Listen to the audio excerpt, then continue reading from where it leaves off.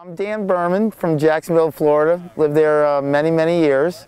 Been playing since 1976. Indoor world's record holder, had a few different world titles and a few world's records, but love every disc sport equally.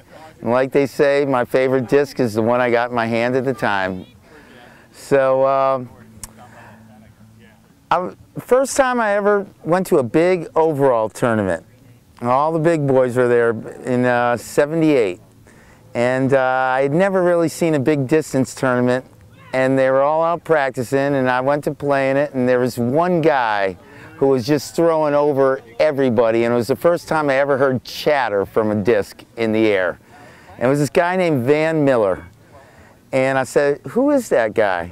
And they said, "That's the indoor world's record holder."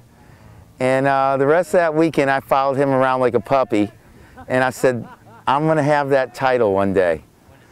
And so for years, I tried to figure that out in Jacksonville, and finally got in with the Navy. And in 1991, the aircraft carrier Saratoga, the commanding officer, agreed to let me go for the record on his ship. Well, the first Gulf War broke out, and the base went on high alert, and they said, "Sorry, no aircraft carrier." So 14 years later, I'm working with my girlfriend who owned a flower store, and the JFK aircraft carrier called up and said, "We want to redecorate our officers' quarters and all the messes, and we need some cool flower stuff in there to make the people feel good about the lousy Navy food that they're eating," which actually is not true. It's really good food.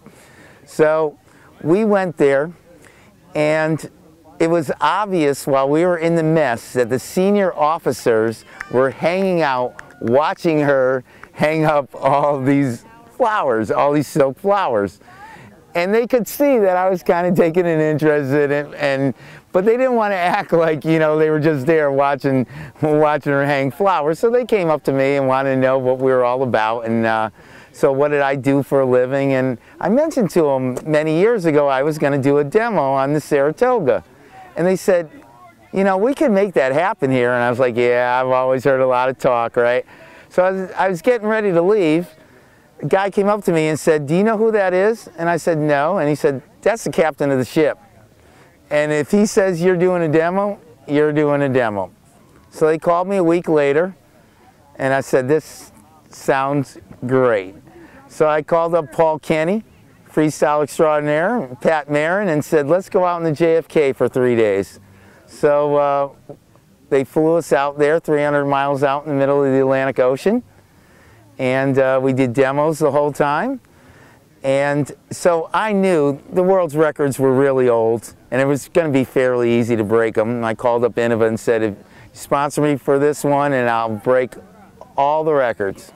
So, but to do that, there had to be a tournament, right? So we went for the military world's record. So here's the indoor facility. The ship is 1,100 foot long. The inside of the hangar bay is 800 foot. It was empty inside because they were doing 24 hours of training certifications on the plane.